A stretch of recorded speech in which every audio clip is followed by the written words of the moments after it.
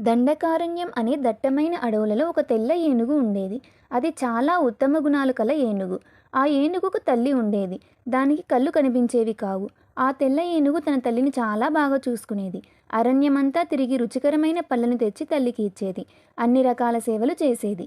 ఒకరోజు తెల్ల ఏనుగు ఆహారం కోసం వెళ్ళినప్పుడు దానికి మానవుడి ఏడుపు వినిపించింది.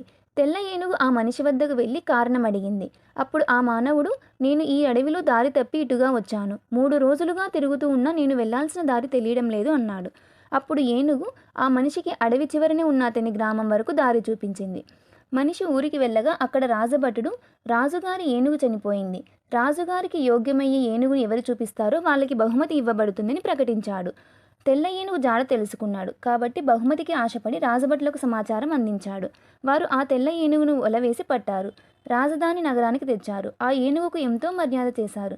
పుష్పాలతో అలంకరించారు. రాజభక్షాలు పెట్టారు. కానీ ఆ తెల్ల ఏనుగు ఒక్కదానిని కూడా ముట్టుకోలేదు. తన తల్లిని ఎవరో చూసుకుంటారని బాధపడింది. ఏనుగు ఏమీ తినడం లేదనే సమాచారం రాజుగారికి అందింది. రాజుగారే స్వయంగా వచ్చి ఏనుగును పలకరించాడు. అప్పుడు ఏనుగు, నాకు ఈ రాజభోగాలు ఏమీ వద్దు. అడవిలో నా తల్లి ఉంది. నా తల్లిని చూసుకోవడంలో నాకు సుఖం ఉంటుందని చెప్పింది. ఏనుగు మాటలు విని రాజు కరిగిపోయాడు. వెంటనే తెల్ల ఏనుగును మరలా అడవికి పంపించే ఏర్పాటు చేశాడు. తెల్ల ఏనుగు తన తల్లికి సేవలు చేస్తూ హాయిగా అడవిలో ఉండిపోయింది. కథ నచ్చితే లైక్ చేసి సబ్స్క్రైబ్ చేయండి ఫ్రెండ్స్.